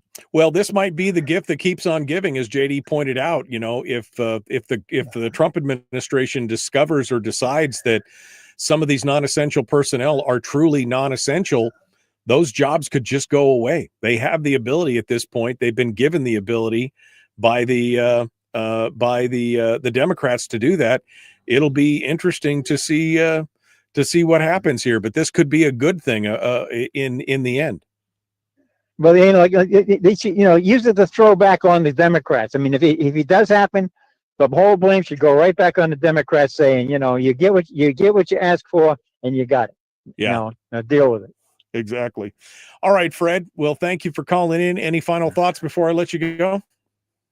That's about, this, like I say, the whole gun control thing is a scam. It always has been from day one. And the sooner people recognize that and call them out on it, the sooner it's going to go away. Well, it probably won't go away permanently, but they'll shuffle it under the rug. They'll shuffle it under the rug for a while. Right. They'll shut up about it. Well, the minute it's going to come back and bite them. The minute that they realize that the vast majority of Americans will not comply, that's when things will really change. And I think that's you already see. Yeah, I think you're already seeing that happen. Yeah, I think it's going to just I think that's going to accelerate. I think that kind of the non-compliance is going to accelerate, and you'll see it, and it'll start being acknowledged. I mean, you and I talk about the non-compliance of the SAFE Act in New York being at 4% compliance rate, but that's not average. That's not something that they tout from the headlines, right? But eventually that kind of stuff will become everyday knowledge, and they'll realize you can't make stupid laws because Americans won't put up with it. And that's when things will start to change, I think.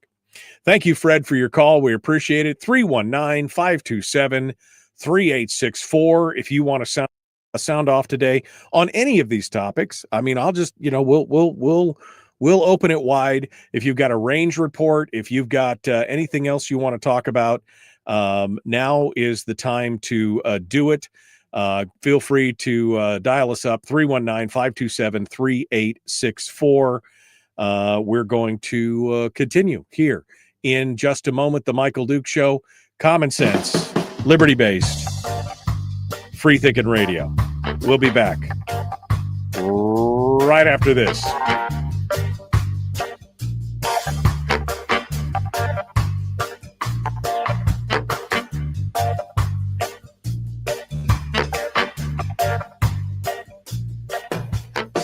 If you missed the show, you can listen to it on your time with Dukes On Demand.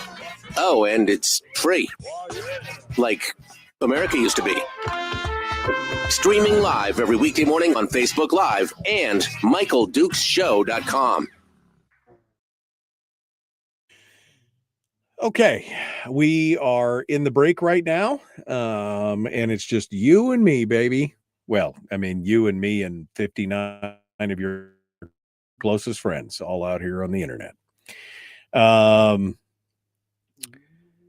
wow. Thank you, Barbara. Barbara just said thank you to me for my work, my prior work on grandfather rights issues in the assembly. She said it saved both a daycare and a gun range during her time on the assembly. Happy to oblige, Barbara. That was always something that has just rubbed me. Well, let's not talk about property taxes, shall we? That's just something that's always been important to me. Is that that's part of the American dream, owning a little bit of what you can. And grandfather rights to me were something that were very, very important as well. All right, congratulations to Frank. He's getting his permanent hunting and fishing license today, which means his birthday. Is your birthday today, Fred or Frank, or was it yesterday? That was the thing right there. I need to know. But that deferred maintenance, and Melissa is out there. Deferred maintenance. Are you trying to get me stirred up? I'm just asking for a friend. I mean, we just want to know. Just want to know what's going on. Well, my friends, I don't hate what's happening right now as far as what's going on with the government. I kind of hate what's happening as far as the cultural breakdown of the country and everything else, but I think that we can overcome. We've just got to continue again to take the high road and be vigilant at the same time. Anthony, I was gonna, here it is. Anthony was quite philosophical this morning. He's quite philosophical. Anthony said, weapons of any kind are not inherently dangerous in any form. The ill-intentioned operator of those weapons are dangerous and will continue to find ways to be dangerous regardless of the platform. Yep, absolutely. And then he said, if we really want to look at the problem, it's not guns and never has been. The problem is that more and more people have adjudicated the responsibility of safety entirely to the government, and to a degree that even the concept of self-defense seems like an insane prospect to them. Until society as a whole realizes that the individual has the moral duty to protect themselves and others, we're never going to have stop having these discussions. You can't legislate personal responsibility. I'll have to add that one to the list. You can't legislate insanity, morality, or personal responsibility. Those are the three things that you can't. Evil. Well, I guess there's four things: evil, insanity, morality, and personal responsibility. Thank you, Anthony, for your comment today on that. It is what it is. And we've just got to be ready to hold our own in any situation, to be able to defend ourselves verbally, physically, mentally. We have to be able to, we have to be responsible for those things, for sure. Frank's birthday was the 2nd, which was yesterday. So happy birthday, Frank. Chris said, my like button has disappeared. Now I can't like anything. Oh, man, Chris, I'm so sorry. Just hit the share button then. Is the share button gone? I just want to know. Is the share button gone? Anthony needs to run for Senate, says Terry. I mean, we should encourage Anthony just to run for governor and get it all over with. I mean, there's already a dozen people in there. Anthony would make it a good even 13, I think. And, he said, I could flush out your boiler and I could flush out your government. That should be his campaign slogan. I could flush out your boiler and I could flush out your government. Vote for me. If you want heat, you can vote for me. That's what it should be. All right. We're about to come back into it here. The Michael Duke Show. Common sense, liberty-based, free-thinking radio. Please like and share. Follow. Ring the bell. Do all that stuff. If you've got a like button, you should like it. Some of you don't. I don't know what to tell you. You could thank Meta for that. Here we go.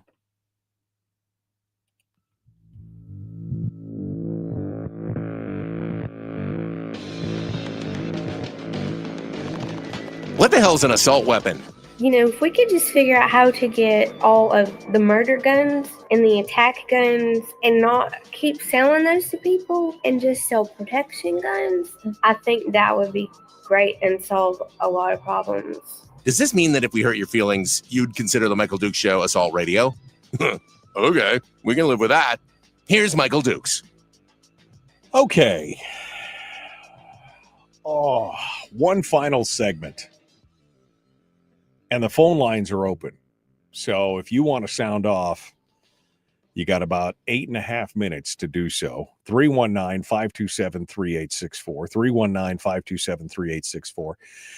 Just when you thought you knew it all about red flag laws, and you thought you knew all the dangers and everything else, Tom Knighton over at Bearing Arms gives us a new example of how we didn't know all the pitfalls of red flag laws. We're going to get into that here in just a second. But before we do, I see Barbara is on the line in Fairbanks. So let's bring Barbara on board and see what she has to say on this beautiful Firearms Friday. Good morning, Barbara. What's on your mind? Good morning. You know what's on my mind? This Tuesday, we got these municipal elections around the state. Mm-hmm. And whether it's my race or anybody else, people need to really give some thought when they look at what these candidates are saying about zoning laws and the use of zoning, because zoning and that recognition of grandfather rights are two different ways in which they can attempt to regulate shooting and gun ownership indirectly. Right. And a lot of times people aren't tuned in on that. And you need to you need to be really looking at what some of these folks are saying, particularly if they, at the state level, are advocating for things like red flag laws. Whether I don't think there's any mayoral races at the borough level this year. I think most of them are city races. But at least within your borough assemblies and your city councils, you need to really be looking at that issue. Because that's how they're trying to go after some of the gun ranges around here now. And thank God we had some grandfather rights stuff in code already. Yeah. Which put the kibosh on that in the case of one person up in Fox. But this is a thing. And I really hope that people look at that as an issue.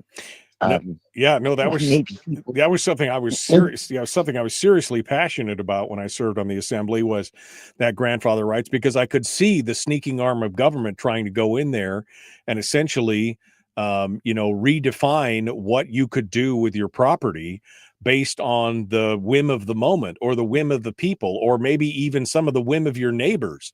And people, by God, should be able to do with their property what they want, as long as they're not hurting anybody else, should be able to do with their property whatever they want. I mean, they've already had the insult of having to rent it from the government, even if they own it outright. And so they should be protected in that regard. And you're 100% right. Property rights should be a key and core issue in any local election. That should be one of the things that you ask about to any politician, is their position on private property rights, because it is really a cornerstone of what you've got going on. It is. It's probably more important than people realize.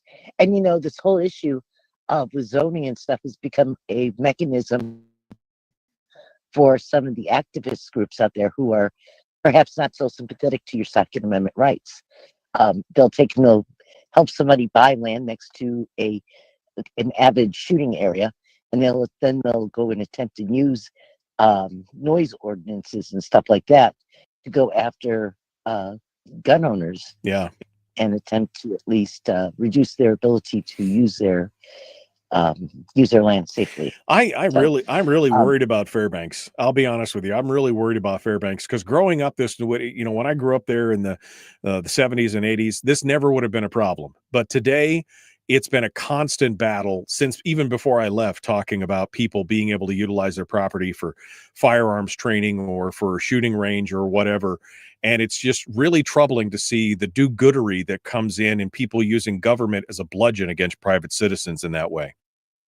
Yeah. And hey, folks, I just hope, of course, I'm a very big advocate of property rights, as is Brett and JT. But that's the team, if you want to protect your property rights, you probably want to vote for. But it's not just here. It's statewide. And I'm seeing some groups that are based out of Anchorage who are becoming active in other boroughs in an attempt to shape their legislation, their ordinances. Right. So please look at those APOCs.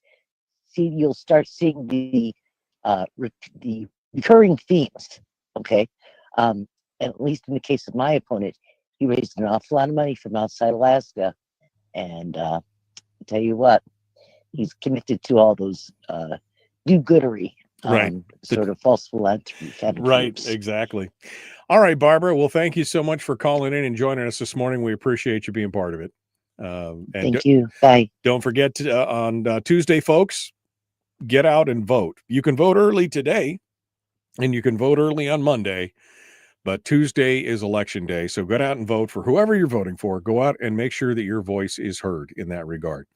319-527-3864. 319-527-3864 if you want to sound off as well. Tom Knighton over at Bearing Arms brings this to our attention. There's problems with red flag laws everywhere, right? I mean, and they're not good. Red flag laws are not a viable. I mean, it is something that strips your due process rights. It allows for, again, kind of that do-goodery to be used against you if there's some kind of civil squabble or something like that. Red flag laws are problematic. And of course, the anti-gun folks in the country, they see that as a way to disarm many citizens. And we've seen that through false reporting, right? We've seen a lot of instances of red flag laws being used to disarm people in the middle of some kind of dispute, and through false reporting. We've seen people lose their lives. In fact, one of the first instances of a red flag law was where there was a domestic dispute amongst not domestic as in it was a dispute among family members, aunts and cousins and uncles, and one family member called in a red flag on their uncle, and he answered the door at 4:30 in the morning when the police showed up with a gun in his hand, and he was killed. Because, I mean, who doesn't answer the door at 4:30 in the morning with a gun in your hand, right? I mean, I wouldn't be answering the door at 4:30 in the morning without a gun in my hand, but we've seen it happen. But that's what they want. They want to see everyone disarmed because they believe in this utopian ideal that somehow they could just magically make all the guns disappear, and that's going to make crime disappear. They don't understand the nature of criminality if that's the case, but okay. Well, Washington State seems to have gone even further now because now they see the borders of the state as just a suggestion, says Tom Knighton, and that they can reach across state lines no matter what. According to an article in AmmoLand, the article reads, "I have detected some really ugly gun control leaking into Montana from liberal states." You can ask, how does this happen? Well, the legislature's not in session, and even when it is, the Montana Shooting Sports Association kills any gun control bill, so they can't become bad law. Well, here's how it happens. An upstanding guy married and living in Montana called an old girlfriend living in Seattle area to ask a question. That's all he did, ask a question. The former girlfriend contacted the local police in Washington and reported that she felt threatened. Washington has ERPOs, which is extreme risk protection orders, red flag laws. Montana has no. In fact, they have a law that prohibits ERPOs. The judge in Washington can issue a temporary restraining order in an ex parte manner, meaning only the accuser's side of the story is told. Again, the loss of due process. The Washington judge issued that temporary restraining order and, among other restraints, prohibited this guy in Montana from possessing firearms. The TRO was communicated to the town where the Montana guy lives. The local police department enforced the TRO by confiscating all of his guns. Done. Now, the first problem there is that Montana prohibits ERPOs, and that should have been the first and foremost thing that was seen, and those should have been taken away. Because this guy had not been to Washington in 3 decades, and because the accusing girlfriend recanted her story of a threat, reviewing the TRO, the judge reversed it. He dismissed the temporary restraining order. However, the Montana guy still can't get his firearms returned. TROs do cross state lines. It's by design. So we're not necessarily even safe here in Alaska, where we don't have, we don't have extreme risk protection orders or red flag laws. Because if you have a conversation with somebody else, something like this could happen. You could have a temporary restraining order placed on you 1,000 miles away and have your guns taken away. And then you have no due process rights to get them back. That's the danger of this kind of stuff. And since that TRO is placed in the NICS database, you could then be a prohibited person, even though you're not. Even though that this is exactly, and quite honestly, this is the fault of the Montana State Police. They should have looked at this and said, "We don't do ERPOs. Sorry."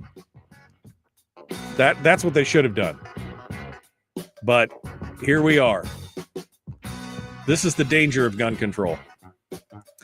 All right, my friends, we got to go. The Michael Duke Show. Common sense, liberty-based, free-thinking radio. Willie Waffle up next.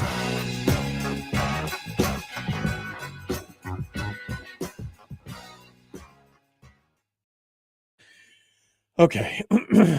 Man, what happened here? We got to fix this right here. Sorry, I got stuff going on here. I got to fix something over here. There we go. There we go. Sorry, I'm fixing something right now just so that we can delete that. Yep. Delete. Make it happen. Get it over here. All right. Porcupine Theater. Okay. Oh, man. All right.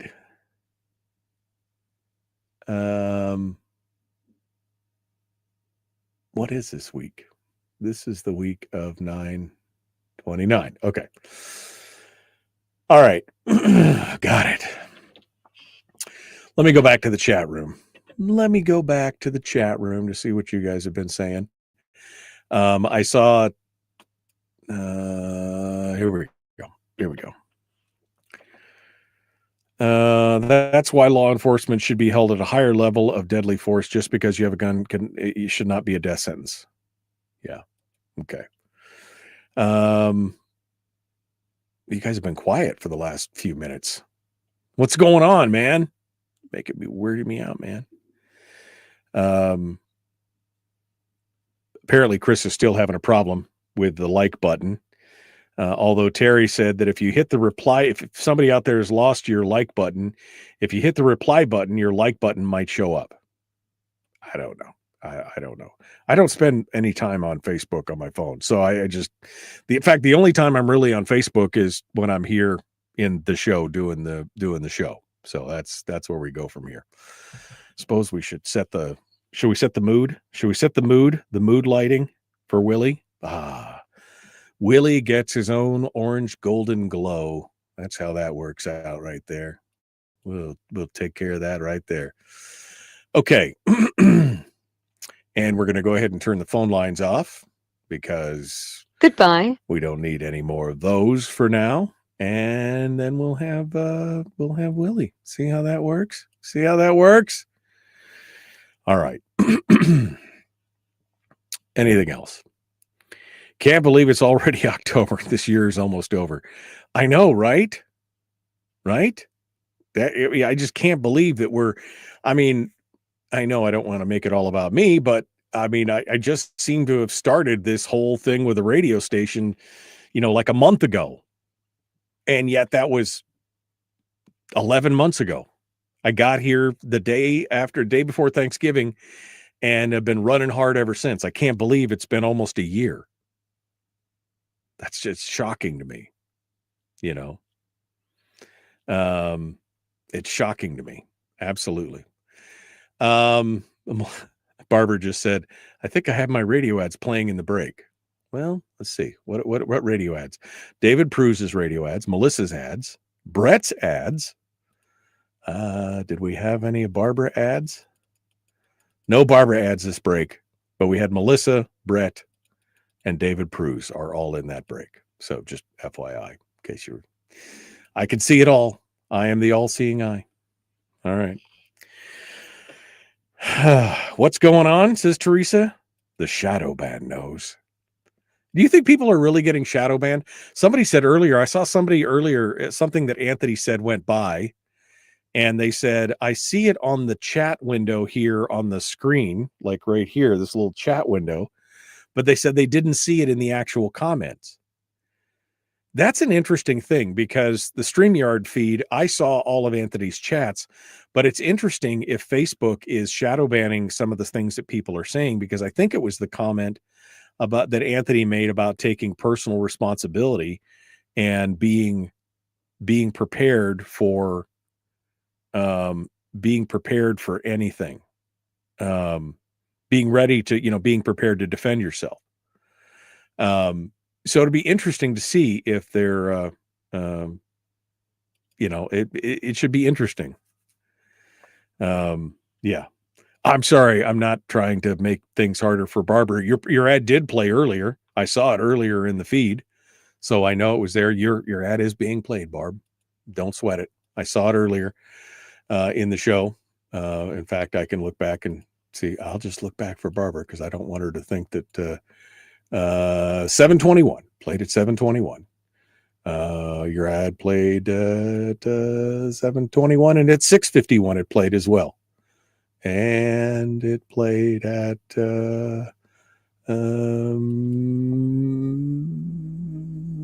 play anything? Those are the two that I see. So it played twice. So I'm just sorry, not trying to ruffle any feathers. Just trying to talk to you guys. All right. Barbara says shadow banning is a thing. I have a friend whose posts I never see, and we have sat down and compared feeds. She was shocked, and so was I. Yeah, kind of crazy, isn't it? Kind of crazy. All right, my friends, phone buzzing. Time to go. The Michael Duke Show, Common Sense Radio.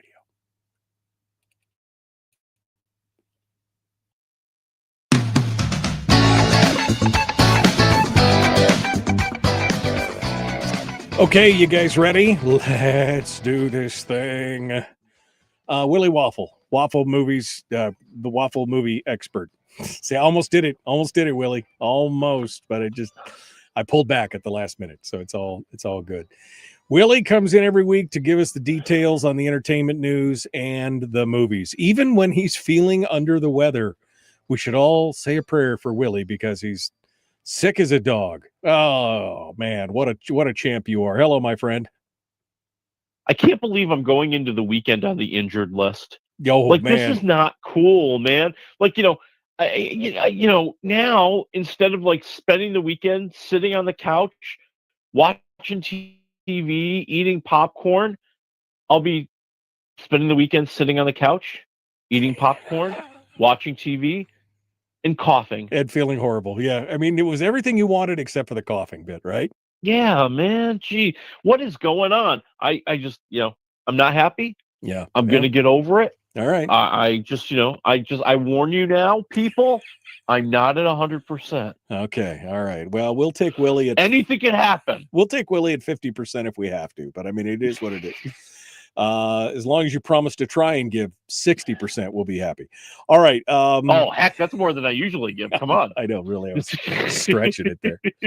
Let's see. Big news. I guess we'll start off with what we really want to talk about, which of course is Henry Cavill, right? Henry Cavill. I mean, the guy's we all love him. He's a great actor. He does lots of great things. He's a nerd. I dig him. He's doing the Highlander reboot. But we heard he got injured, and you and I were taking bets. We thought he got stabbed. Turns out wasn't a stabbing. No, but it was pretty bad. I mean, the report was he got injured while training for the Highlander, and anybody who knows the movie The Highlander knows there's lots of swords involved. Yeah. So, I thought maybe he got stabbed. Well, I mean, well, we shouldn't sound quite so disappointed.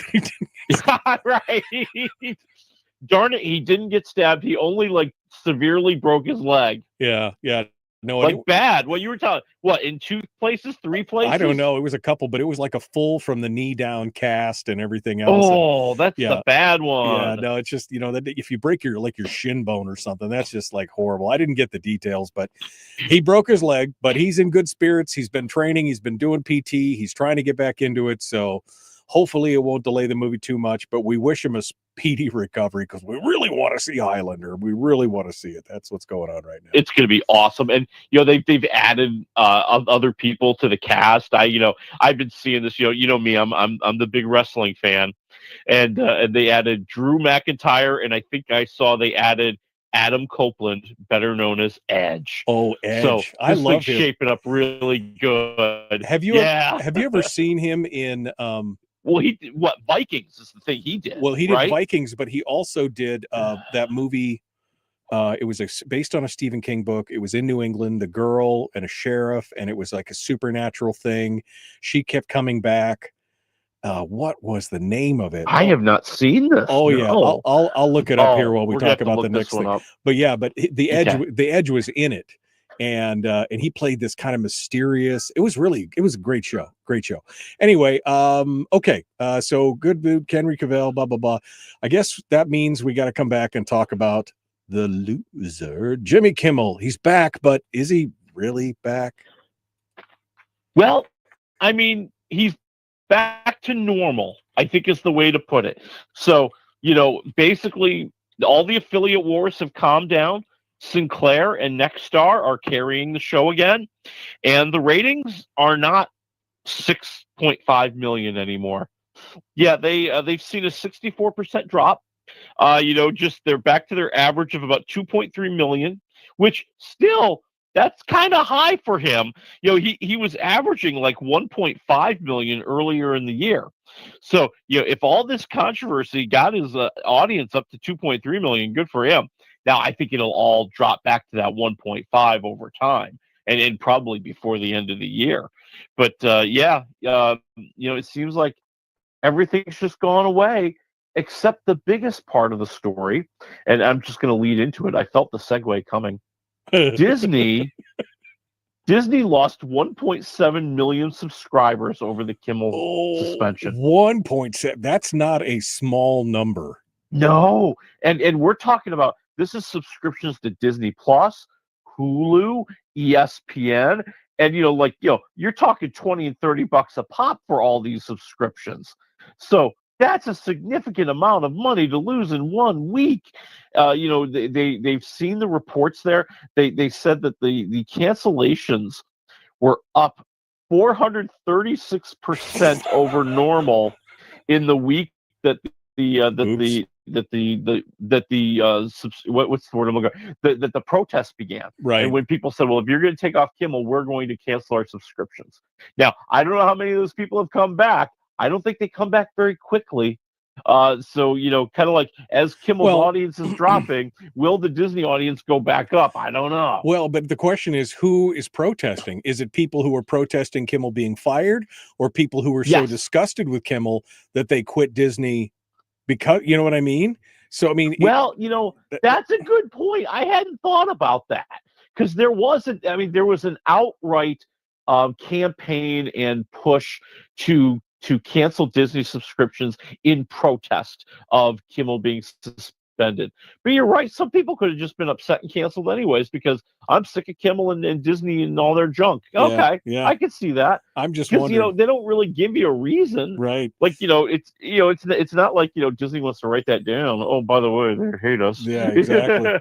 Well, and did Sinclair and Nexstar did they pick, because they were still not offering his programming? Have they picked it up, or they still? Yes, they did. They brought it back late last week. So this week they have been carrying Kimmel, and this week moving forward, they plan to be carrying him until something else happens. Okay. I still think Kimmel's got a new contract coming up next year, and I got a feeling that it's not going to happen. Yeah. I I have a feeling that Disney is just going to say we're getting out of the late night business. Yeah. And this whole episode convinced us to do it. I mean, I just got to say, I never found Jimmy Kimmel to be that funny anyway, so it's no loss to me. But He's not that great. Yeah, he's not that great. All right. What else we got here? AI. The battle over AI begins. This is it. This is the dun dun dun dun dun dun. Skynet is it's the AI in Hollywood. Yeah, this is the fight. So there is a company out there, Particle 6 Productions, and they bill themselves as the world's first artificial intelligence talent studio. And they have created an actress they call Tilly Norwood, who looks like a 20-something ingenue dream come true. And they said that they are seeking representation, an agent to get their AI creation into movies. And dude, the anger started flying, okay? You started seeing all sorts of actors all throughout Hollywood say, I'm going to drop my agency if they decide to represent this little AI creature. Like, they are upset because they know this is the fight they have to fight.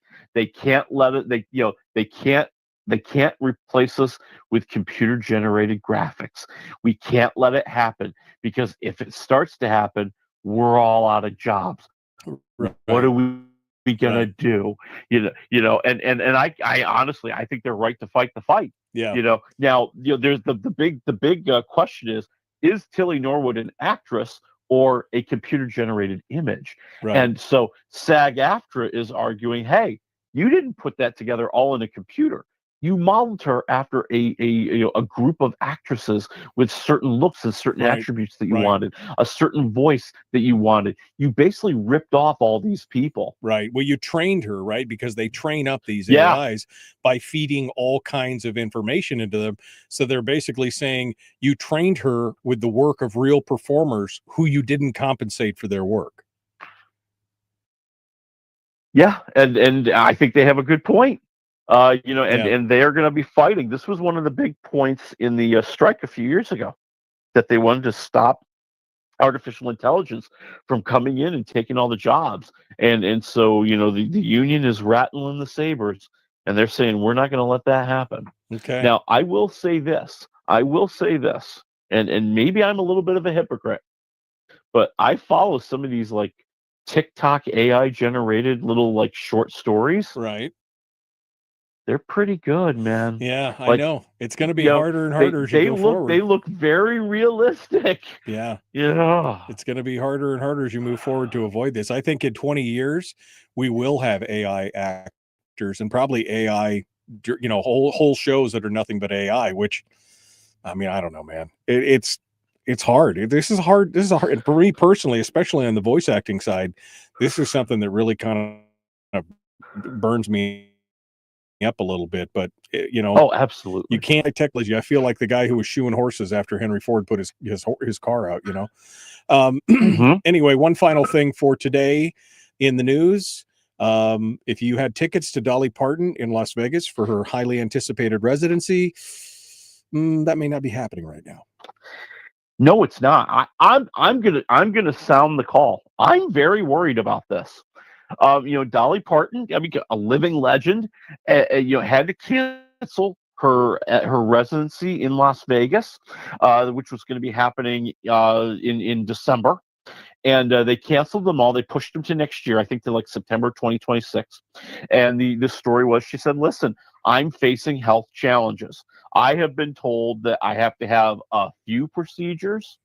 I need to spend my time in Nashville. I need to get myself together. I don't have the time to put together and really rehearse and really put the energy into the kind of great show that I want to give you. So we're going to put it off till September 2026. Then on top of it, and this is when I started getting scared, she has announced that she will not be attending the Oscar ceremony in November, where she is going to be given the Jean Herschel Humanitarian Oscar Award. Oh, that's in November, man. Yeah, that's a tough It's October 3rd today. Yeah. this is somebody who's been told you're taking it easy and you've got a lot of stuff going on for the rest of the year. Yeah. And I just hope she's okay. Yeah. I mean, she's 79 years old. Unfortunately, these things happen when you're 79 years old. Right. She already lost her husband this year. She's got health challenges. I do hope with all of my heart she's fine. Yeah. I hope that absolutely. I'm completely wrong. I hope that she comes raring back next year and she starts doing the Vegas residency, but I'm worried. Okay. Well, we'll keep her in our thoughts and prayers, and then we'll move over to the movies. We've got just about 3 minutes for 3 different things. You give it to me in your order here. Oh, let's start with the movie that I think might be the best one. The Lost Bus. Okay, this is Apple TV Plus. Matthew McConaughey. Oh yes, Matthew McConaughey and America Ferrera. He's a bus driver. She's a teacher. He has to rescue this group of 22 kids from the middle of a wildfire from their school because their parents can't get to them because of all the crazy traffic and disaster all around them. And he's got to drive them to safety. What would normally take a 10-minute drive is going to be the most horrifying drive of their life. And dude, I don't care who you are in this world, okay? The whole idea of 22 kids stuck on a bus driving through a wildfire is so compelling. You have to have the darkest of dark hearts not to be sitting there rooting for these kids. I don't care how bad the movie might be. I'm still in there cheering for Matthew McConaughey to make it through the fire, man. I just want him to cruise through the edge of the fire and go, all right, all right, all right. Right. All right, negative. Oh my God. -1 to 4 waffles on The Lost Bus. I'm at 3.5 waffles. Wow. This is from director Paul Greengrass. He's kind of good. He's done things you've heard of, like The Bourne Identity, Captain Phillips, United 93, and he just makes it so captivating with all these scenes. You feel the danger all around them. You fear for what could happen. I love the relationship between Ferrera and McConaughey. This thing's a winner in all ways. Apple TV Plus this weekend. Okay, that leaves us with just under 2 minutes. All right. Then we'll go to The Smashing Machine. This is in theaters. This is The Rock. I can't even believe I'm going to say it. The Rock campaigning for an Oscar. Wow. Really? And I think he could pull off the nomination. I'm not kidding, because when you watch this movie, there is nobody but The Rock who could play this part. And he is extending himself as an actor in ways that you have never seen before. So it is the true story of MMA fighter Mark Kerr and his rise to fame, his rise to success. But before MMA was a big deal, before UFC went mainstream. So Right. This guy who's one of the pioneers of this fighting is basically just doing it to make a living, because he's never going to be a millionaire from all this. He's never going to be rich as heck from all this. But you see him struggling with the painkillers, his relationship with his girlfriend, who Emily Blunt was rocking this movie too. And just all this the fighting that the Rock has to go through, or in this case, Mark Kerr has to go through for the comeback, to fight through rehab, to fight for his relationship. I'm at 3.5 waffles. I thought it was really good. All right. Well, that draws to a close for today. We'll have to do the rest in the after show. We'll see you guys on Monday. Have a great weekend. Okay. All right. Well, I'm not normally like a biopic kind of guy, but that sounds like it might be something I might want to watch. I might be looking out for that. All right. That leaves us with number 3, Chad Powers. Yeah, and there's a reason why I didn't rush to get to this one, let me tell you. So this is a new Hulu series. It is Glenn Powell, Mr. Handsome, who somehow always likes to play crazy guys in masks. And here he is playing an infamous college football star, a guy who did one of the most embarrassing things you could ever do on the biggest stage ever. Oh, and then made it worse by being a total jerk. And he's ruined his reputation. He'll never play pro football again. And he's trying to find a way to come back. So he decides to go undercover.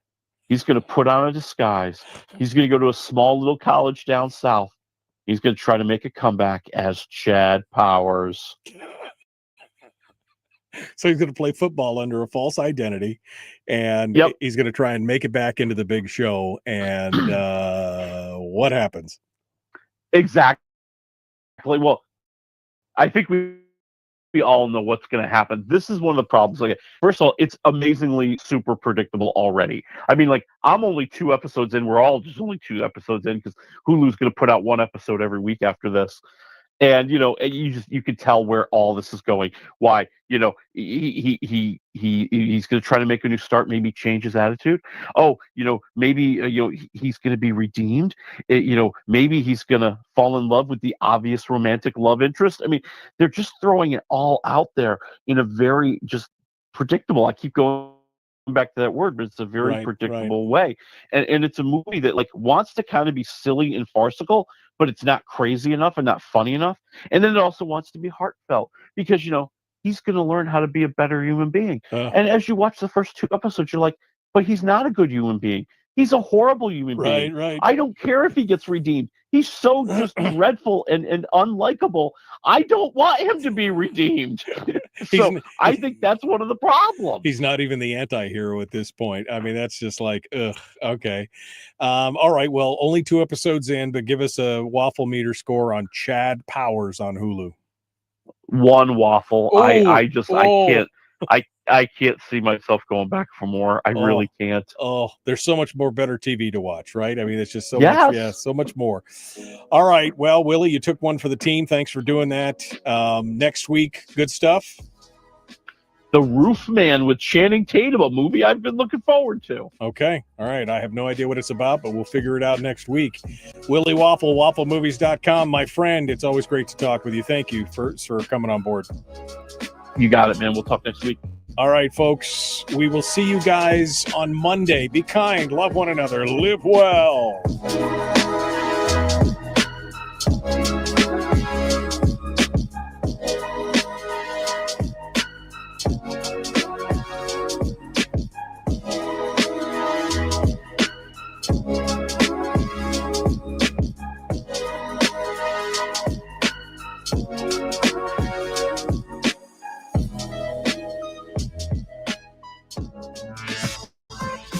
We've shed our terrestrial radio skin, and now we are slimy lizard internet people. It's the Michael Duke Show.